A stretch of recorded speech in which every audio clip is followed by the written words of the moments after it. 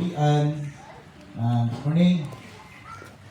Uban naa sa Banatian, either ang uban naa sa mga country na mga close country, Muslim country, no? Which is dili pwede sa ilahaan Christianity.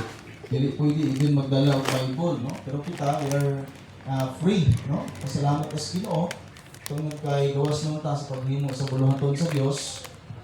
Anything himuon nato para sa Ginoo pwede nato mahimo, no? Sa ubang nga lugar di nila mahimo. Or kung nagasimba man sila, tago-tago pa sila, no?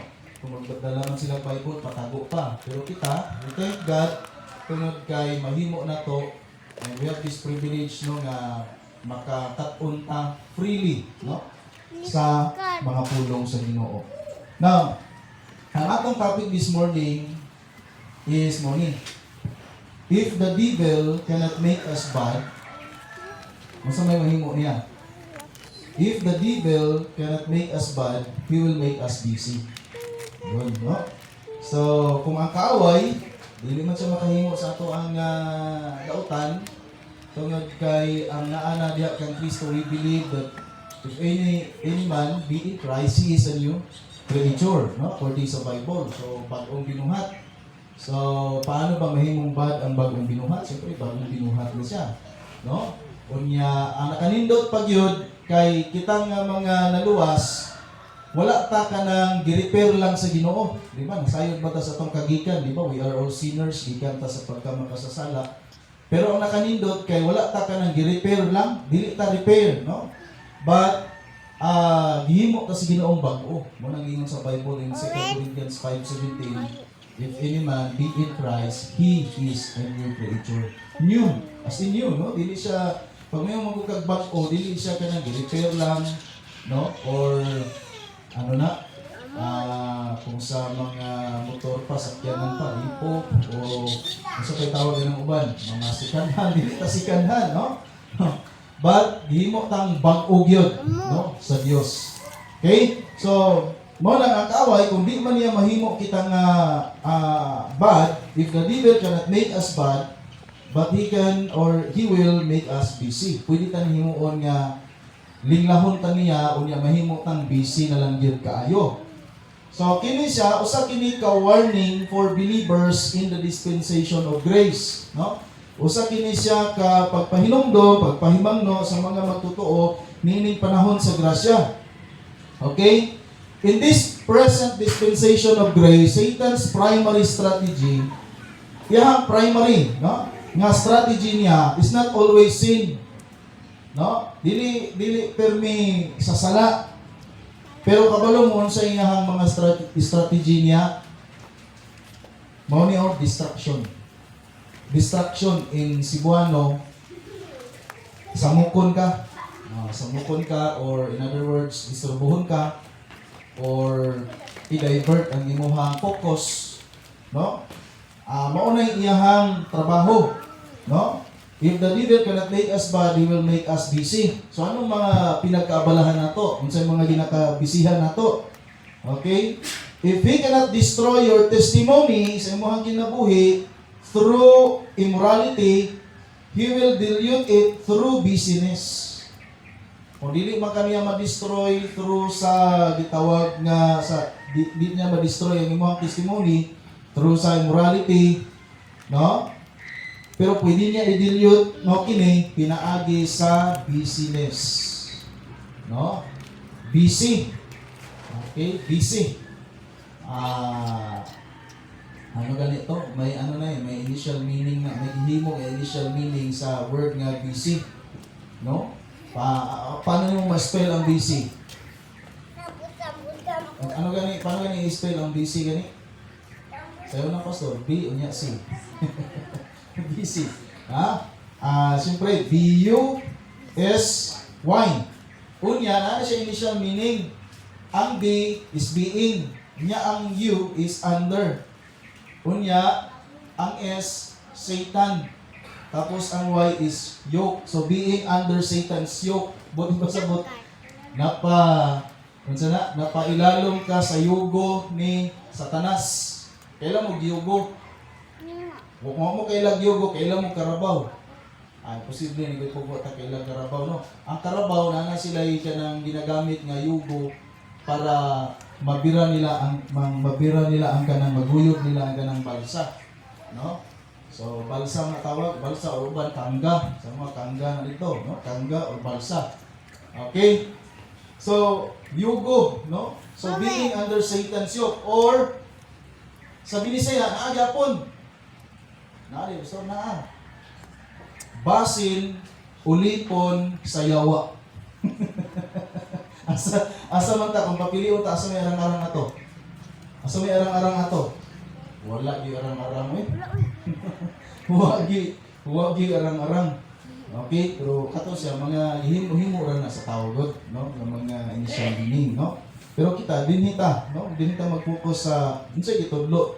Unsa ba gitudlo gyud sa pulong sa Dios, no? So he will dilute it through busyness. So many believers are active. Taghang mga magtotoo nga active kayo, involved kayo sa ministry and occupied. Okay? Yet spiritually unproductive. No? So unproductive. The danger is not doing bad things. So ang kadilikaduhan dili ang paghimo sa mga dautan nga butang, but what is the kining danger kayo? The danger is not doing bad things but neglecting the best things. Nakuha na to, nasabtan na to. Unsa daw ang delikado? Ang delikado dili ang paghimo sa mga dautan nga butang, kundi ang unsa man pag-neglect sa mga labing maayo nga mga butang. Okay, now let's open our Bible in 1 Corinthians chapter 16 verse number 9, please. New Year na po, sana po. Kung sa kalibutan pa, nagbago na tayo. Pero dili man kita makabago sa kaugalingon, kaya yun ang Bible, ang Diyos nagyod ang makabago ka na to, no? So, magingon sa Bible, do not conform to this world, but be transformed by the renewing of your mind. Okay, so let's open 1 Corinthians chapter 16, verse number 9. Okay, ngunin ni, for a great door and effectual is opened unto me. And there are many, oo nga, kung si Paul pa, naidaghang mga opportunities, adunay daghang mga privilege, no, nga naangkon niya. Okay? Pero ang problema, there are many adversaries. Unsa ganin ang adversaries? Daghang mga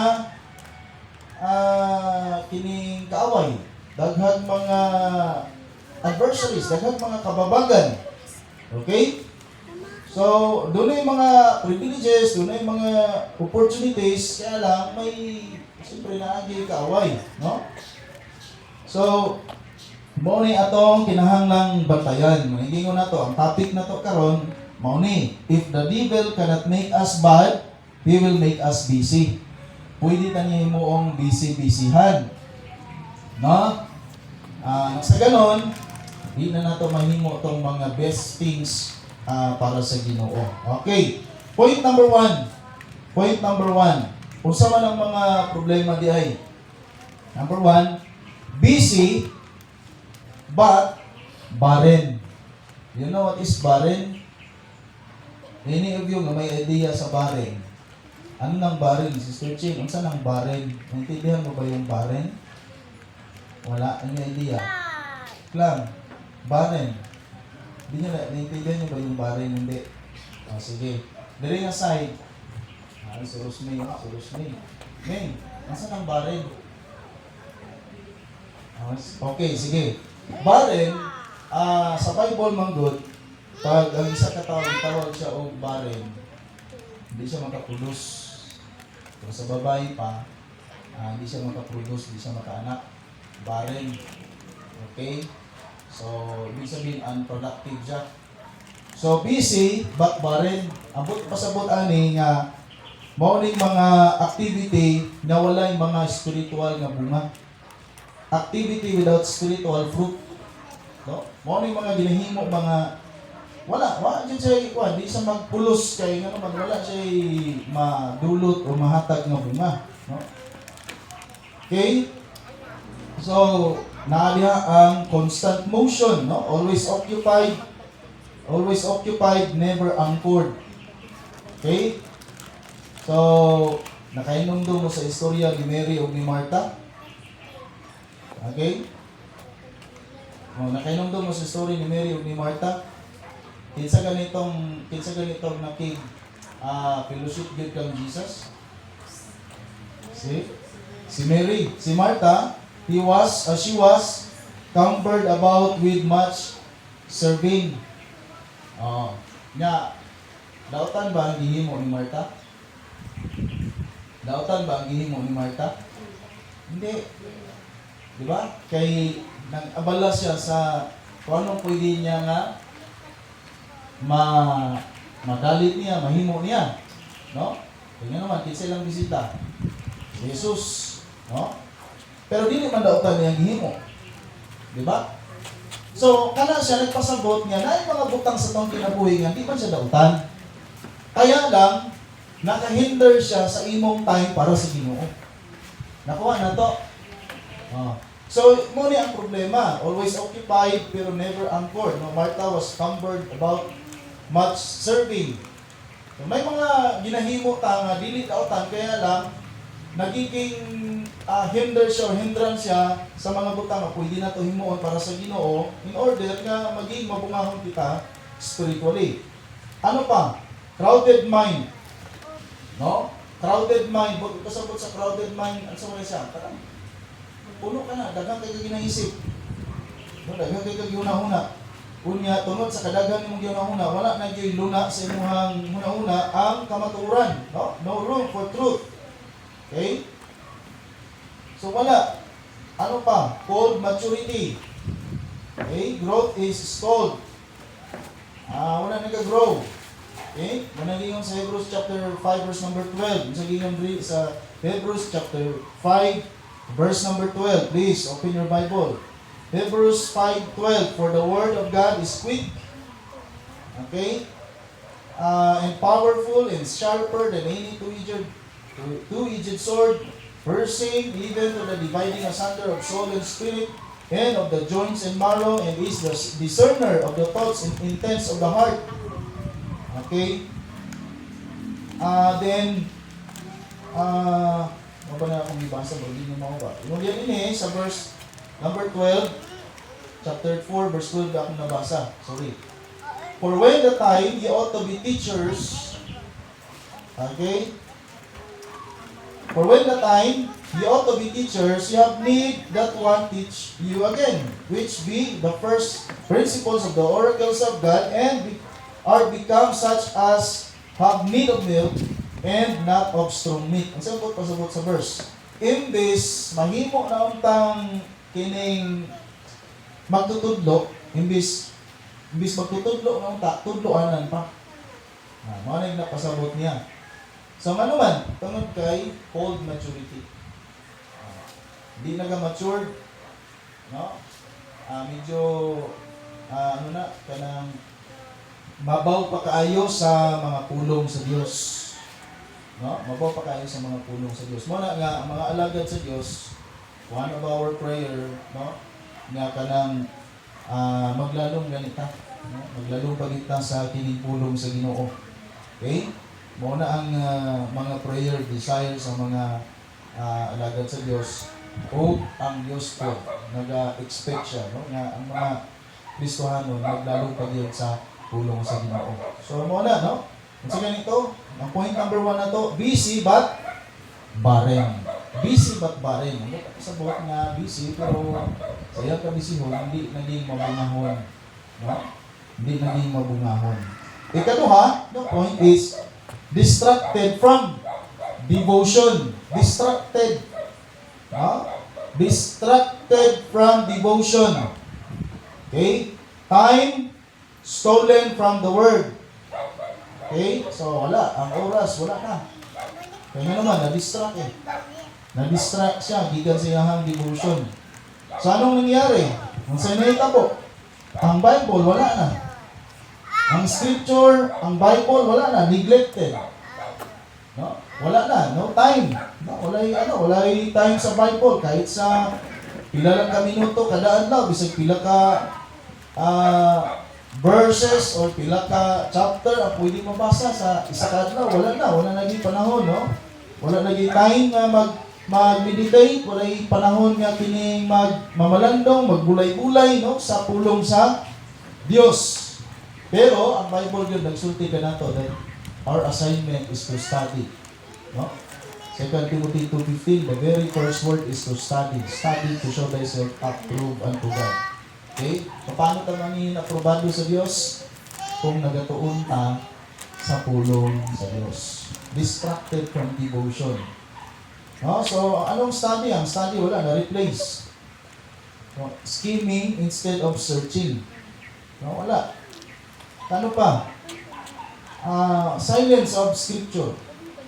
Wala nahitabo nga renewal sa pangunahuna tungod kay silence of the Scripture. Wala panahon, wala word of God sa panimalay. No?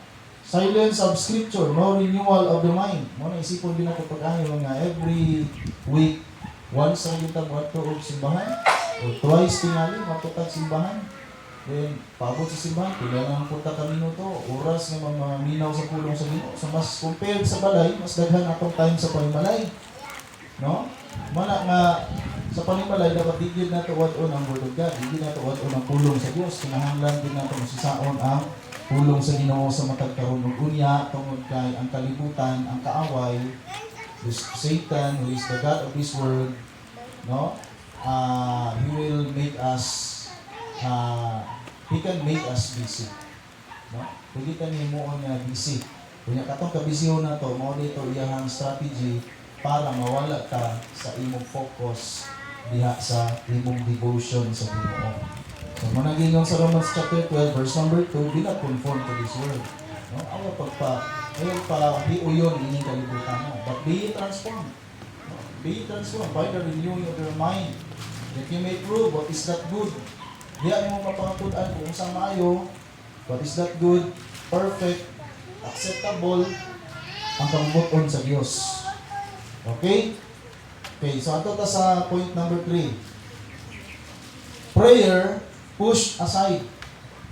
No? So anong prayer? Push aside. No? Communication with God, crowded out. Wala na. Okay? Kanang, kung makapray man, wala na. Dali-dali na. No? Dali na kayo. Tuloy pasquitis. No? Paspas na kayo. Rush request. No? Prayer reduced to routine. Okay? So wala. Reactive prayer. Only praying in crisis. Kaya ganing magampo panahon ng kalisod. No? Pumalis lang, ayaw po magampo. Kung ako ay kalisod, away, ampo. Ito may lisod. Diba? Pero ang gusto sa Ginoo nga makigsulti ta kaniya regardless sa sitwasyon nga tong kanang magihan nato pa. Either naa ka sa kadaugan, either naa ka sa kalipay, either naa ka sa kabuol.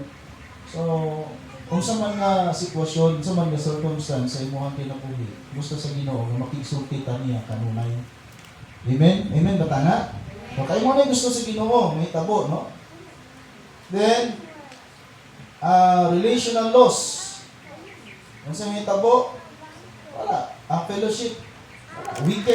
Weekend ang fellowship. Wala. Na imong maluya ang fellowship. No? Kung mo na isa ka, problema na ito yun. Weekend ang fellowship. Kasi nga, nagadali ta sa mga butang para sa ato. No? Nagadali ta sa mga butang para sa itong kaugalingon. May isa ka verse dala sa Bible na nindot kayo basahon. Dito sa Philippians chapter 2 verse number 21. Siguro familiar mo sa verse, no? Philippians chapter 2 verse 21. Chapter 2 verse 21. Ngayon na niya, for all, kaya ang tanan, okay? Ang tanan nangita para sa ilang kaugalingon. For all seek their own, not the things which are Jesus Christ. See? Kung kaniadto, nag-ingon si Jesus sa iyahang mga disipulo, Seek ye first the kingdom of God. Matthew 6:33, di ba na? Seek ye first the kingdom of God in His righteousness, and all these things shall be added unto you. Kung nagsulti siya nga na sa Israel, sa mga Hudyo, kaniadto, kita ang isulti ni Paul, pahinumduman ta niya ni nga verse, nga for all seek their own, and not the things which are Jesus Christ.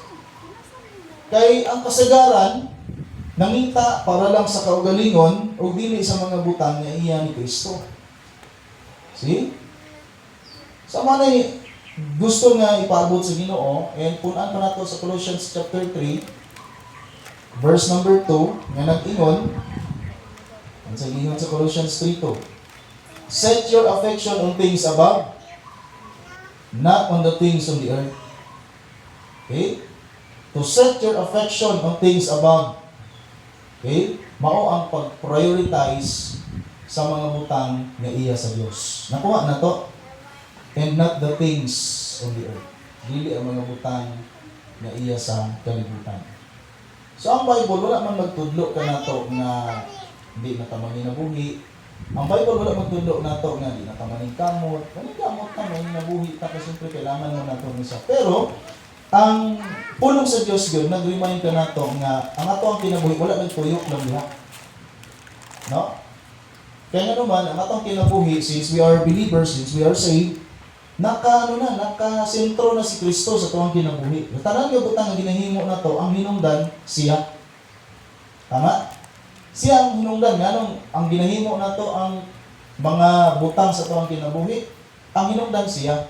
Nang ninabuhi ka, ano nang ninabuhi man ka? Siyempre, para ma-provide ang needs sa family. Nga kinahanglan ma-provide ang needs sa family? Para nga, pag-abot niya sa time para sa Ginoo, problema. So, kung baga tanang na ginahimo na to, bisa ng imong pag-eskwela, gihimo nimo na siya para sa Ginoo. Someday, somehow, no? Makahuman ka, makapangita kang mayong trabaho. So, magamit gihapon nimo sa pagpangalagad sa Ginoo. Kung baga tanang na gihimo na to, nakasentro kang Kristo. Okay? So, sa ganyan ang topic na to, if the devil cannot make us bad, he will make us busy. Ikapat nga point na to, service without spirit. Ano siya? Service without spirit. Unsa ni siya? Mauni ka ng may mga believers nga, oo, nandun sila sa loob ng church. Di ba? Oo, yung iba, di ba? Wala kang mga Kristiyano na sulod simbahan. Wala kang mga Kristiyano na involved gani sa ministry. Naga-attend sa mga activities. Kaya lang, walay espiritu. Amot ipasabot nga, paghihimo ang ministry, diha sa unod lang. Ministry done in the flesh. Okay? Walay katong virtue gani nga gikinahanglan nga ito mungkin sa Bible. Let all things be done. Unsa gani? Let all things be done with charity. Meron pang isa. Let all things sige ito? In order, decently in order. Let all things be done in charity. Buti pa sa buot nga, ito buot nga, ang tanang butang mo o mo, ay dugma. Di ba? Kaya nga naman, unsa ganitong gingon dito sa Corinthians, kung naghimo ka sa mga butang, sa chapter 13, nga walay gugma, wala ka dito magpulo sa tubangan sa Ginoo. Fleshly effort, no? Human strength replaces divine power. Kaya kita ginatudloan kita sa pulong sa Ginoo nga wala gyud boasting may tabo sa tuwang kinabuhi. Walay pagpasigarbo. Ang una-una, ang kaluwasan, wala gyud kay kapasigarbo kay ang kaluwasan na to is by grace. No? Mo nag-ingon, kung mo na nga dapat maintindihan na to ang grasya sa Dios. Diba? Ephesians 2:8, for by grace are you saved through faith. And napahinumdum siya, that not of yourselves, it is the gift of God. No? Lest any man should boast. Kaya basig ang tao man, pasigarbo. Di ba? Wala. Kung gibless man ka sa Ginoo, wala ka gibless tungod sa imong kakugi, tungod sa imong kaalam, dili. Tungod sa imong abilidad, dili. Gibless ka sa Ginoo tungod sa iyang grasya. Amen? Kung naluwas man ta, naluwas ta tungod sa iyang grasya. Nakuha na to. Diba? Yung na kamaayo ang Diyos ba? Una kita, kung sa man, wala kang gibless sa Ginoo tungod, kusog ka muhatag, manginatagong ka, hindi. Gibless ka sa Ginoo by His grace. No? Tungod sa iyang grasya. Okay? So, ano pa? Dunay forma, pero way kalayo. Form without fire, no? Wala gid siya iguan, no? Walay, kumbaga, kung sa motor pa na siya, way kurinti. Pag ang motor walay kurinti, hindi na maandar. Tama, dili. Hindi na maandar. Di ba? So, walay power man. Okay? Ano pa? Fatigue instead of fruit. Burnout replaces blessing. Okay? So, ano ni? Service without spirit. No, kana bang servisyon mo para sa Ginoo pero walay espiritu. So mo nang dapat ni na to, nung duman na to kanunay. Di ba? So ano pa? Worldly wisdom. Worldly wisdom weighs us down. Mao ni ang kabisihon nga gifed kita pinaagi sa mga earthly nga mga priorities. Business fed by earthly priorities. Culture crowding Christ. Okay? Usahay, mubalik pa ta sa tong naandan nga which is gusto sa Ginoong talikdan, no? Sa mga butang nga naandan nga dili nahaon sa pagbuton sa Dios. Muna nga kita, wala na ta karon, ang atong kinabuhi karon wala na nagmatter sa toong kagikan. Di ba? Kung sa mga kultura na animo, kung sa mga tribo, kung sa may mga practices ninyo as sa inyong anak na tribo, kita wala na ta nagmatter kaya naman atong kinabuhi karon, wala na ta nagbase sa kung ano ang mga naanda na to, no? Maliban kung ang naanda nimo haon sa pagbuton sa Dios. Pero kung ang mga naanda na to kaniadto, no? Practices na to, no, bisan sa tribo pa na nato, nga dili gani muhaom sa pulong sa Ginoo, mas mudaog gyapon ang pulong sa Ginoo sa tong kinabuhi. Nakuha na to. Mas mudaog gyapon ang pulong sa Dios sa tong kinabuhi. Wala ta nag-isip nga kanang unsay gibiyaan na to. Wala ta nag-isip ato. Ang atong iniisip is kung ano ang pwede natong mahimo para sa Ginoo. Okay? So, mo na siya ikapalagay to, ikalima, worldly wisdom. Ano pa? Diba sige itong topic na to? Topic na to, if the devil cannot make us bad, he will make us busy. Pwede tangin mo ang busy. Ano pa? Busy sa ano? Media mastery. Marami kasing mga believers na nagmastiral. Nagmastiral sa social media. No? Media mastery. Screens control, schedules. Grabe. Halos ang tanan nga time, nandun na lang sa mga gadget. Diba? There's no time for God. And there's no time even sa family, sa sulod sa panimalay. Wala na. Kaya naman, kahit sa bisan sa pagkaon, ang natatubang, cellphone. Imbes nga, during sa kanang inig pangaon, maka-istoryahan na mo sa imong pamilya, no? Members of family. Wala na, kaya naman ang katubang cellphone. Kahit kausapin mo pa ang kaharap, cellphone gyapon. Di ba? Nakabantay mo ka ng tao, istoryahon mo tapos ang iyang katubang permi cellphone. Ganahan ka istorya? Kamo dabi sa inyo ha, kamo pangutan una ko. Ganahan ko mo mag-istorya sa tao nga ang iyang mata tutok sa cellphone. All the way yun, sa inyong pag-istoryahan. Di ba? Pangit, no? Awkward kayo siya. Unya, ang dating niya parang bastos siya. Di ba? So, wala na eh. Media mastery. Di ba? Kung naay maskulado kayo, kung naay mga grabe build up ang muscle, ang kining mga tudlo. Di ba magka-muscle ang tudlo nga pwede na hawda mo? What? No? Tatuan na dito ang panahon. Earthly thinking. Di ba? Ang ginahuna, kalibutan. pagkalibutanon ng mga pangunahuna. Okay? Pero kung sa gingon sa Bible, heavenly focus. Dapat nakafocus din tayo sa mga heavenly, di ba? Things above, yun sa Bible. Things above. Wala gusto sa Ginoo nga atong i-priority sa atong ginagawa. Pangunom. Okay, na may pangunom pa.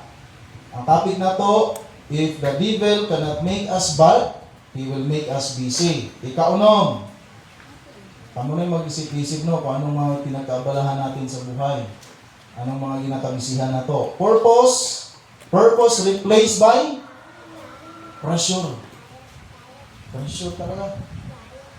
Pressure ka. Ha? Doing much but fulfilling little. Dami ginagawa pero walang na-fulfill. No? Okay. Ito naman. Sana? Master of none. Okay? Goals over God. Maraming mga goals sa buhay, pero sa mga goals niya, hindi doon kasali ang Diyos. Hindi kasama ang Diyos. Goals over God. Ang sabi ng Proverbs 69, Proverbs chapter 16, verse number 9. Proverbs chapter 16, verse number 9. A man's heart deviseth his way, but the Lord directed his steps. Ano daw? Ang kasing-kasing sa tao, makapabahin, deviseth his way. Okay? Pero ang Diyos, maogoy naghatag sa insakto nga pamaagi or direksyon sa ato ang kinabuhi. Pasalamat sa Ginoo, na word of God. Naghatag instruction sa ato. Dili ta masayop sa mga butang atong Himuon. Diba? Ano pa? Wala kay nakambyuhan man ang purpose, nakambyuhan man sa pressure. Ano pa? Schedules over scripture. Mas nidaog ang mga schedules. Ang daming schedule. Over scripture. Okay? So, hindi nyo sa Psalm 127 verse number 1. Psalm 127 verse number 1. Please, open your Bible. Psalm 127 verse number 1. Except the Lord build the house, they labor in vain, but that build it. Except the Lord keep the city, the watchman walketh but in vain. Diba? Walang pahinumdum sa pulong sa Diyos. Gawas kung ang Diyos, no?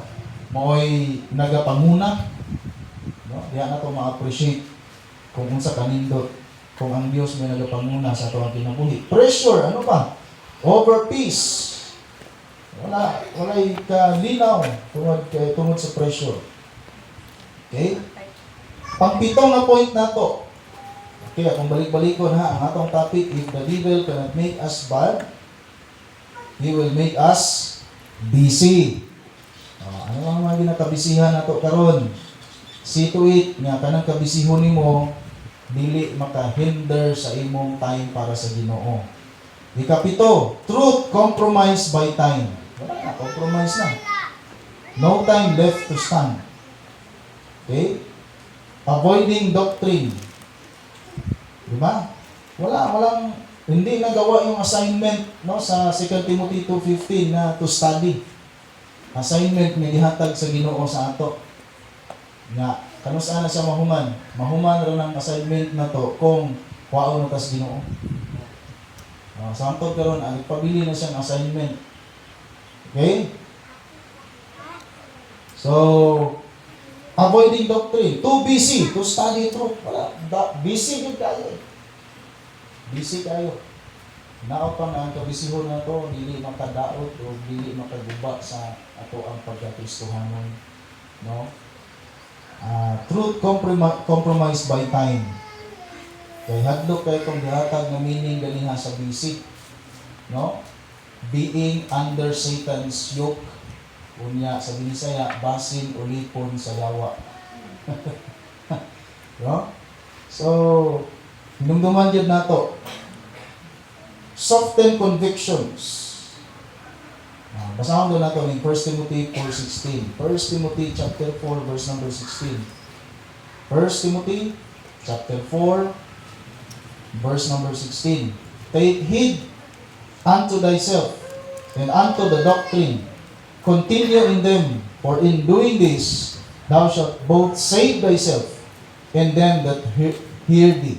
Kini nga salvation, both kanya thou shalt both save thyself and them that hear thee. Kini nga salvation is dili ni siya salvation sa soul, but kini siya nga salvation is salvation from false teaching or false doctrine. Okay? So silence instead of standing. Yun. Okay? Sunod, spiritual warfare weekend. Wala na, luya na. Wala na tasan ka ng ano. Wala na ni sukol. Wala naging maluya na. Spiritual warfare weekend. Week, naging maluya. Busy believers, listen to this. Paminaw. Busy believers are easy targets. Katong mga busy ng mga believers, sila daw yung mga easy na mga target sa kaaway. Kasi nga, busy na sila eh. Diba? Busy na sila. Daghang kayong ginakabisihan. Diba? Wala na time din eh. Wala na time sa pulong sa Ginoo. Diba? So, challenge na sa matag usa ka nato. Ingon nga ang kini nga year nag-start na po. Unta hando mo na to mga igsuon nga kanang hatagan na to panahon gyud ang Dios sa iyang mga pulong. You know, ang January gihimo ni siyang Bible month, tama ba? Bible month ni siya ang January. Pero I believe nga ang January is dili lang po mao ang month nga moabli tag Bible. No? But daily. Diba? Ang sagay ito nakanindot sa mga Bereans, i-compare sila sa Thessalonica. Ang nakanindot sa ila, kay nagatuon sila sa scripture, they search the scripture daily. And ready pa yun sila permi, nakahanda sila palagi. Palagi silang handa. No? When it comes to the Word of God, nga pag makigsulti gani o ang pulong niya sa Diyos, doon ay ipahimo kanila, andam silang musunod. So, okay, ano itong ikawalo na ni siya, no? Spiritual warfare, weekend, no? Armor, wala, neglected ang armor, wala nang isulob. Di ba? Wala nang isulob. Kung sa mga school karon, ambot kay kami sa una, stricto man ang school, kaya kung dili ka complete uniform, wala kay ID, INC ka, minus points ka, or either ang ba, mas hindi pa kasunod sa school. Pero ambot karon, stricto ba ang mga eskwelahan?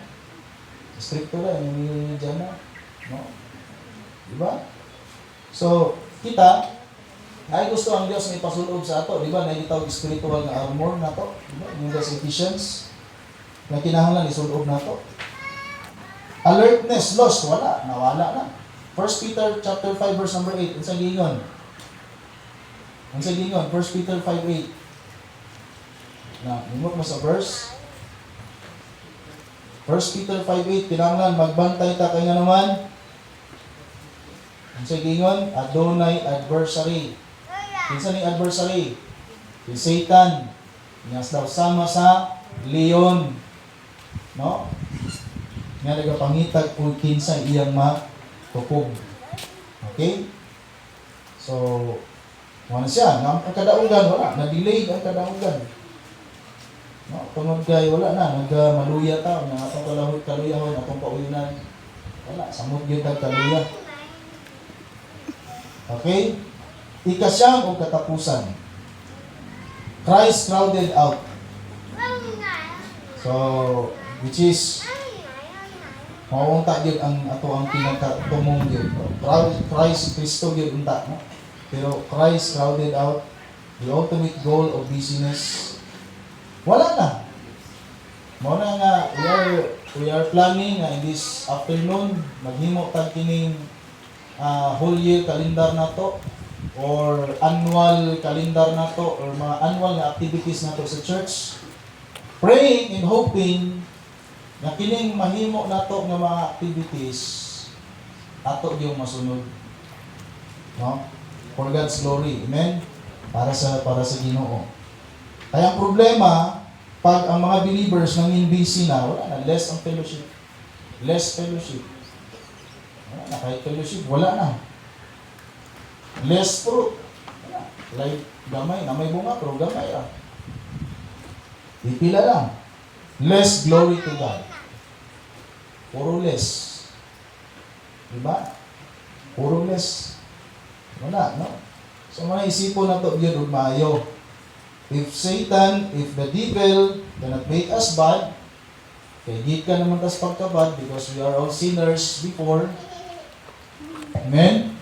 Makasasala ba ta sa una? Karon. Kasi kayo nga makasasala gyapon, ha? Hindi na ta makasasala, ha? Kinahanglan i-correct na to na.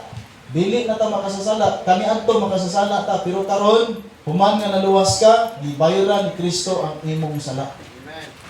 Okay? So dili ta pwede nga mag-ingon nga we are still sinners. No, we are not sinners. Kaya naman we are justified. No, we are saved. No, we are forgiven. No, tanan nagipasaylo na sa Dios. Kung naka-avail sa maong kapasayloan kadtong ito. Okay? Nganha kang Kristo sa iyang gibuhat dito sa cross. Okay, so ang conclusion na to, Satan does not need to ruin your life. Di niya kailangan sirain ang buhay mo. Okay? With sin. Okay? Di niya kailangan mo una. He only needs to rob of your time.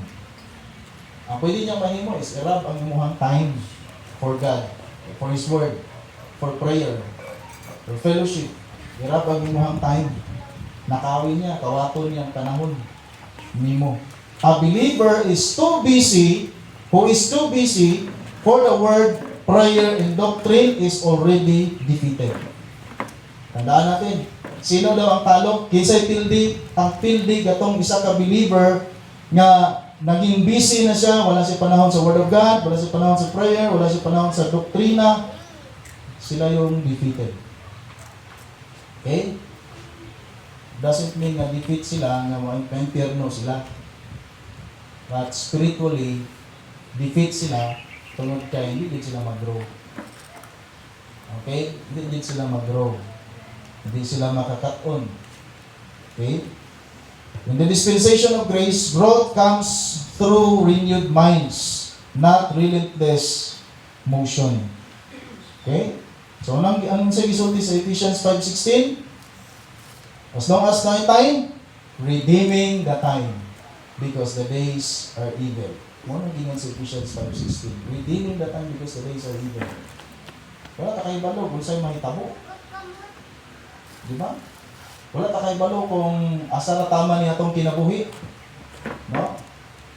Atong silingan, bispira sa New Year, gipuha sa Ginoo. 31. Wa gyud kaabot og pizza uno.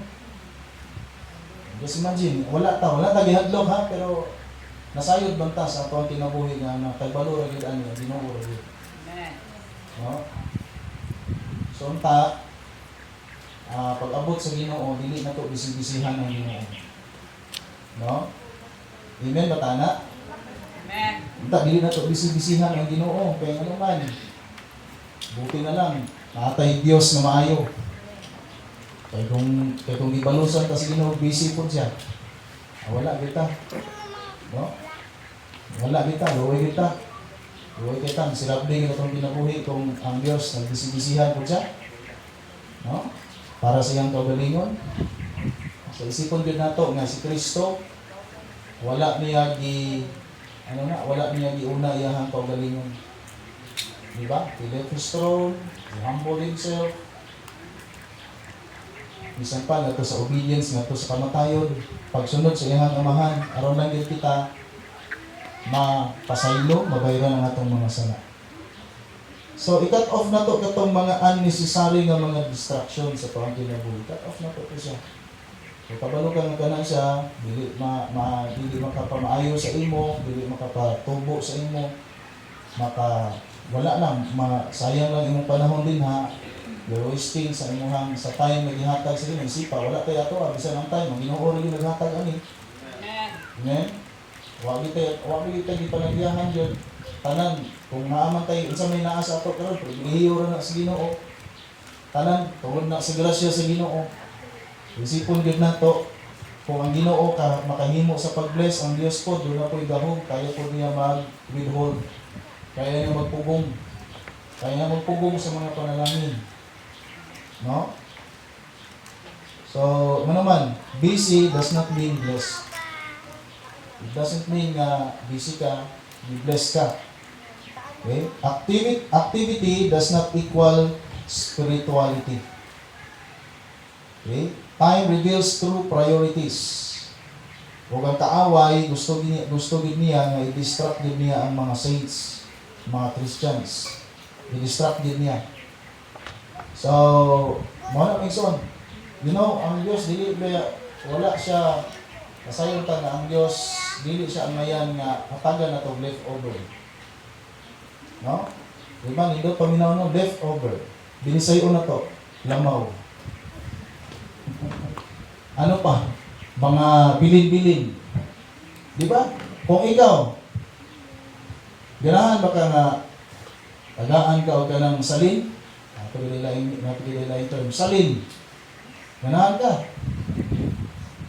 Di ba, tao na gaita, di kita ganahan salin. Samot ang Diyos, di niya deserve nga mudawat og mga salin-salin sa taong kinabuhi. Deserve niya ang best. Amen? Christ deserves our best time. Best time, di yung tira-tira na lang kahit sa time. Pato na lang yung leftover yung ihatag. Ayaw.